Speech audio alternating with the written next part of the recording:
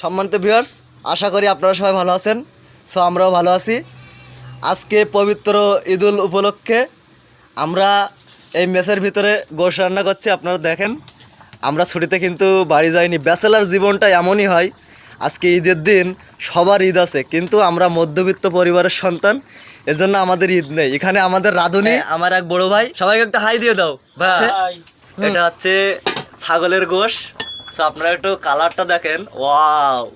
আমরা এখন দেখব এই গোশটা, আমরা চেক করব, মানে টেস্ট চেক করব আর কি, যে কেমন হয়েছে, লবণে কম আছে কিনা।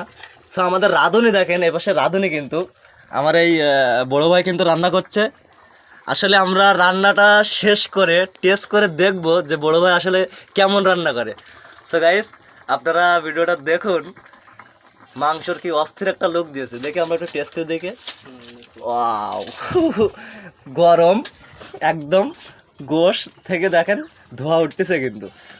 ও ও মাই গড,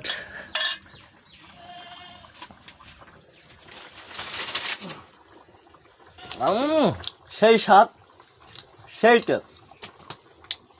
বিয়াস, আপনারা দেখতে পাচ্ছেন আমরা কিন্তু অবশেষে সেই গোশটা টেস্ট করছি। আসলে রান্নাটা অনেক সুন্দর হয়েছে, আপনারা না খাইলে বুঝতে পারবেন না। সো গাইস, ঈদুল উপলক্ষে সবাইকে জানাই ঈদ মুবারক। সবাই ভালো থাকবেন, সুস্থ থাকবেন, ধন্যবাদ।